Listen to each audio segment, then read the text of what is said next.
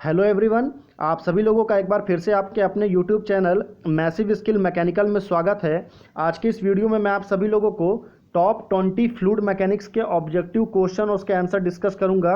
ठीक है, जो कि आपके आगे आने वाले हर एक कम्पिटिटिव एग्जाम, आप किसी भी एग्जाम की तैयारी कर रहे हो, आपको यहाँ से क्वेश्चन देखने को ज़रूर मिलेगा। ठीक है, आपने ज़रूर देखा होगा कि एग्जाम में आपके फ्लूइड मैकेनिक्स यानी कि एफएम से क्वेश्चन ज़रूर रहते हैं। ठीक है, तो इसी चीज़ को ध्यान में रखते हुए मैंने कुछ क्वेश्चंस लेकर के आया हूं, जिसको अभी हम आगे आने वाली वीडियो में अभी डिस्कस करेंगे। ठीक है, तो वीडियो को शुरू करने से पहले मैं बता दूं कि अगर आपको इस वीडियो का फ्री में पीडीएफ चाहिए, ठीक है, तो आप हमारे टेलीग्राम ग्रुप पे ज्वाइन कर सकते हैं। और टेलीग्राम ग्रुप को ज्वाइन करने का जो लिंक है वो आपको इसी वीडियो के डिस्क्रिप्शन बॉक्स में मिल जाएगा।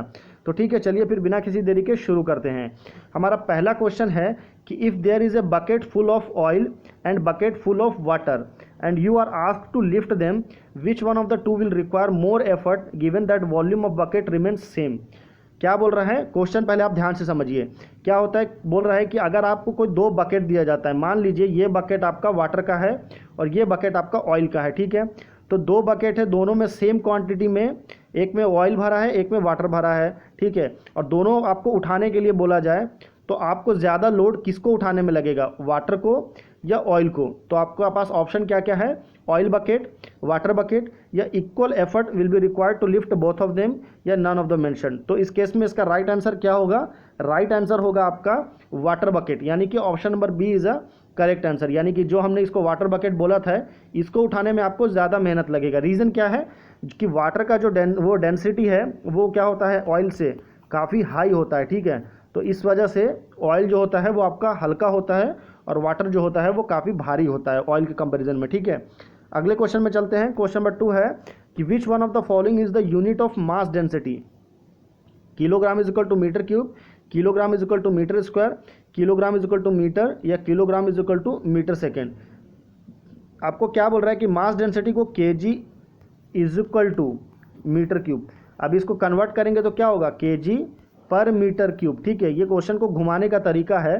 तो एग्जाम में जिस तरह के क्वेश्चन आता है, मैंने उस तरह के क्वेश्चन को ही आपको बना करके लेके आया हूँ। ठीक है, तो मास डेंसिटी मतलब क्या है, KG is equal to metre cube. ये आपका केजी पर metre cube is the correct answer. ठीक है, अगले क्वेश्चन में चलते हैं। क्वेश्चन नंबर 3 है हमारे पास कि the specific gravity of a liquid has the same unit as that of mass density, the same unit as that of weight density, the same unit as that of specific volume, या no unit.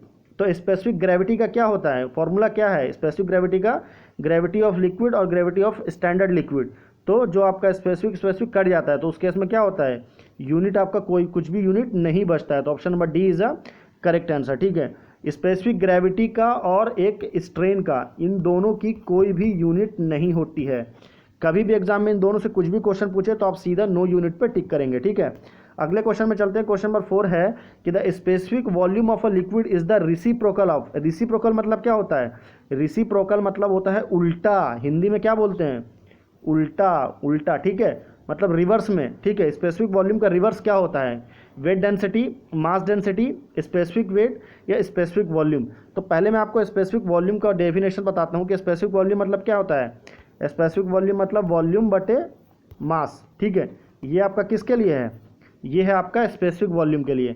अगर आप इसको उल्टा करेंगे यानी कि मास बटे volume करेंगे तो ये किसका फॉर्मूला हो जाएगा, ये हो जाएगा आपका मास डेंसिटी का। तो option number B is a correct answer. ठीक है, अगले क्वेश्चन में चलते हैं। क्वेश्चन नंबर 5 है कि which one of the following is not a unit of dynamic viscosity. यानी कि इसमें से कौन सी जो है वो डायनेमिक विस्कोसिटी की यूनिट नहीं है, ये आपको बताना है। प्रेशर पर सेंटीमीटर, न्यूटन सेकेंड पर मीटर स्क्वायर, पॉइस और स्टोक्स। तो जो आपका स्टोक्स जो होता है वो आपका किसकी यूनिट है, वो आपका डायनेमिक विस्कोसिटी का नहीं, वो आपका काइनेमेटिक विस्कोसिटी का यूनिट है। तो option number D is a correct answer for this question. ठीक है, अगले क्वेश्चन में चलते हैं। क्वेश्चन नंबर 6 है कि which one of the following is the CGS unit of dynamic viscosity. तो मैं आपको पहले ही बता चुका हूँ कि स्टोक्स जो है वो आपका किसकी यूनिट है, काइनेटिक विस्कोसिटी की। तो बचा क्या आपका, मीटर स्क्वायर पर सेकेंड, ये आपका काइनेमेटिक विस्कोसिटी की एसआई यूनिट है। ठीक है, तो डायनेमिक विस्कोसिटी के सीजीएस के लिए कौन बचा, वो बचा आपका डी, यानी कि poise. Poise is the correct answer. ठीक है, अगले क्वेश्चन में चलते हैं। क्वेश्चन नंबर 7 है कि which of the following is unit of kinematic viscosity. Kinematic viscosity की यूनिट कौन सी है, तो ये आपको पहले ही बता चुका हूँ। इसका राइट आंसर होगा आपका ऑप्शन नंबर ए, यानी कि Stokes is the correct answer. ठीक है, अगले क्वेश्चन में चलते हैं। क्वेश्चन नंबर 8 है कि which one of the following is the correct relation between compressibility and bulk modulus. ये आपका साइन है, ठीक है। तो इसका इज इक्वल टू क्या होता है, कंप्रेसिबिलिटी इज इक्वल टू होता है 1/k, 1 बल्क मॉडुलस। तो 1 बल्क मॉडुलस कहाँ है, ये है।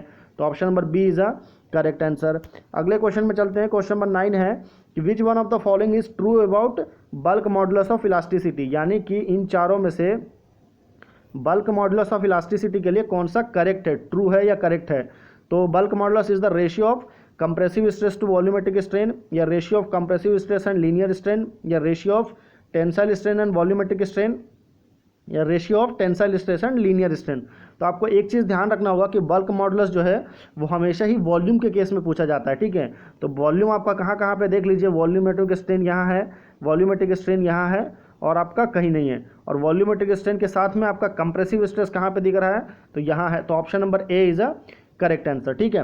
आप समझ गए होंगे मैं क्या बोलना चाह रहा हूँ। अगले क्वेश्चन में चलते हैं। क्वेश्चन नंबर 10 है कि the value of bulk modulus of elasticity for an incompressible fluid. Incompressible fluid कौन सा फ्लूइड होता है, जिसको कंप्रेस नहीं किया जा सकता, ठीक है, उसको इनकम्प्रेसिबल फ्लूइड बोलते हैं।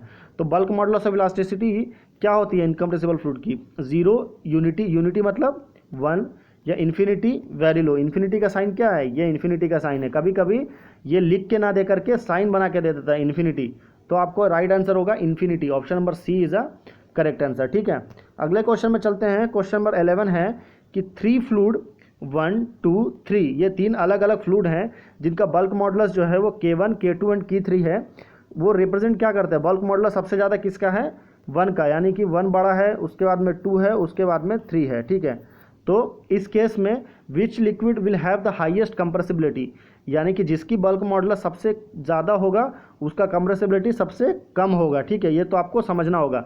तो उस केस में क्या है, देखिए, तो जिस हाईएस्ट पूछ रहा है, तो हाईएस्ट मतलब लोवेस्ट किसका है, लोवेस्ट है आपका K3 का। तो लिक्विड K3 यानी कि लिक्विड 3।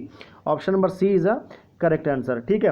अगले क्वेश्चन में चलते हैं। क्वेश्चन नंबर 12 है कि for a compressible fluid if there is no change in specific volume at constant temperature what type of process it is.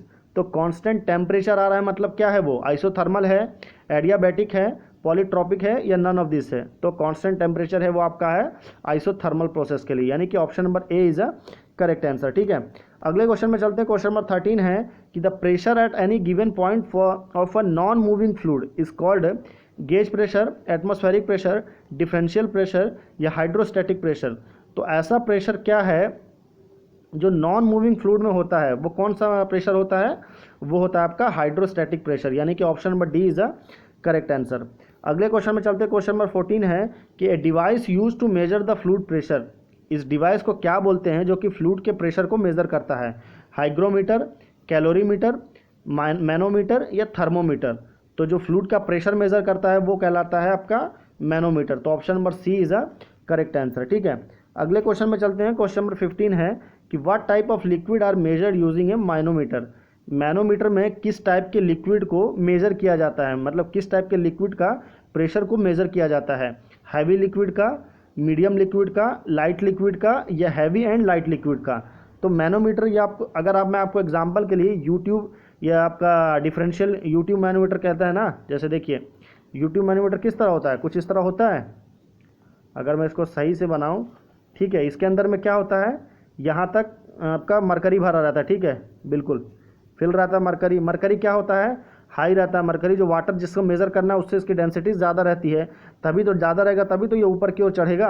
तो उस केस में जो लिक्विड है वो हल्का होता है, मतलब लाइट लिक्विड का मेजर करेंगे, और हाई लिक्विड जो है, हाई डेंसिटी का लिक्विड जो है उसको as a measuring medium use करते हैं, ठीक है, जिसके Hg यानी कि पारा जिसको बोलते हैं, ठीक है। अगले क्वेश्चन में चलते हैं। क्वेश्चन नंबर 16 है कि how do we measure the flow rate of liquid. हम किसी भी जो फ्लो रेट मेज़र करते हैं, जैसे कि वेंचुरी मीटर से, ऑरिफिस मीटर से, ये सारे जो इंस्ट्रूमेंट हैं उनसे जो हम रेट ऑफ लिक्विड मेज़र करते हैं वो कौन से मेथड से करते हैं, Coriolis method, deadweight method, conveyor method, या आयोनाइजेशन मेथड। तो इसका राइट आंसर जो होगा वो होगा आपका कोरियोलिस मेथड, ये इस टाइप के क्वेश्चन आपको कहीं पर भी नहीं मिलेंगे। मैं आपको बता देता हूँ, ये क्वेश्चन मैंने बहुत ही ज़्यादा खोज करके, बहुत ही ज़्यादा रिसर्च करके लेके आया हूँ। तो प्लीज़ हमारे वीडियो को ज़रूर लाइक कर दीजिए और चैनल के साथ सब्सक्राइब करके ज़रूर जुड़ जाइए, ठीक है। अगला क्वेश्चन है कि डिफाइन विस्कोसिटी। विस्कोसिटी क्या होता है? Resistance to flow of an object, resistance to flow of air, resistance to flow of fluid या resistance to flow of heat. तो विस्कोसिटी जो होता है वो होता है आपका resistance to flow of fluid, यानी कि option number C is a correct answer. अगले क्वेश्चन में चलते हैं। क्वेश्चन नंबर 18 है कि which one of the following is the unit of pressure. Pressure की यूनिट क्या है? न्यूटन, न्यूटन पर मीटर, न्यूटन पर मीटर स्क्वायर या न्यूटन पर मीटर क्यूब। तो जो न्यूटन पर मीटर है वो है किसका यूनिट? सरफेस टेंशन का यूनिट है न्यूटन पर मीटर। वहीं अगर प्रेशर की बात करें तो वो है आपका न्यूटन पर मीटर स्क्वायर का, यानी कि option number C is a correct answer. Question number 19 में चलते हैं कि which one of the following statement is true regarding pressure. यानी कि प्रेशर के रिलेटेड में कौन सी जो यूनिट है या कौन सा स्टेटमेंट है वो ट्रू है या करेक्ट है। Pressure is the scalar quantity, pressure is the vector quantity या pressure is the scalar quantity only when the area is infinitesimally similar small या pressure is the vector quantity only when the area is infinite similar small. तो pressure क्या होता है? Pressure क्या है? Vector quantity है कि स्केलर क्वांटिटी है? तो प्रेशर जो है वो आपका स्केलर क्वांटिटी है, ठीक है। अगले क्वेश्चन में चलते हैं। क्वेश्चन नंबर 20 और लास्ट क्वेश्चन है हमारे इस वीडियो का, जिसका आंसर मैं आपको बताऊंगा कि विच device is popularly use for measuring difference of low pressure. तो आप ये डायग्राम देख के समझ गए होंगे कि मैं किसकी बात कर रहा हूँ। जी हाँ दोस्तों, मैं बात कर रहा हूँ इन्वर्टेड यूट्यूब डिफरेंशियल मैनोमीटर का, ठीक है। ये यूट्यूब डिफरेंशियल मैनोमीटर ही यूज़ किया जाता है डिफरेंस को मेजर, जो दो प्रेशर के बीच में डिफरेंस, माने कि यहाँ का डिफरेंस और यहाँ का डिफरेंस, ये 2 पॉइंट का डिफरेंस अगर आपको मेजर करना है तो आपको उसके लिए इन्वर्टेड यूट्यूब डिफरेंशियल मैनोमीटर, या अगर आपको इन्वर्टेड नहीं लिखा है, सिर्फ यूट्यूब डिफरेंशियल मैनोमीटर लिखा है, तो भी उसका राइट आंसर यही होगा, ठीक है। लास्ट क्वेश्चन है क्यू फॉर यू, यानी कि क्वेश्चन फॉर यू। इस क्वेश्चन का राइट आंसर आपको मुझे नीचे कमेंट करके बताना है। किसका राइट आंसर क्या होगा? कि simple U tube manometer connected to a pipe in which liquid is flowing with uniform speed will give which kind of pressure? Absolute pressure, vacuum pressure, gauge pressure या नन ऑफ दिस। तो ये 4 option है, ये 4 option में से right answer कौन सा है ये आप नीचे कमेंट करके बताइए, ठीक है। और मैंने आपको पहले ही बताया था कि अगर आपको पीडीएफ चाहिए तो टेलीग्राम ग्रुप पे आ जाइए। अगर आपको बाद में फ्यूचर में ये आपको पीडीएफ चाहिए और फिर आपको रिवीजन करना हो तो आप पीडीएफ को वहाँ से डाउनलोड करके आप रिवीजन कर सकते हैं। और ये ऑप्शंस जो हैं, ये क्वेश्चन का आंसर है, ये आपको बाद में हेल्प करेगा फ्यूचर में, ठीक है। तो दोस्तों, अगर आपको हमारा चैनल पसंद आया हो तो इसे प्लीज़ लाइक करें, वीडियो को शेयर करें अपने सारे स्टडी रिलेटेड ग्रुप्स में और अपने फ्रेंड्स को शेयर करें, और चैनल को सब्सक्राइब करके हमारे फैमिली में एक इंपॉर्टेंट मेंबर बने, हमारे फैमिली को जोड़ करके। फिर मिलते हैं आपसे अगले वीडियो में।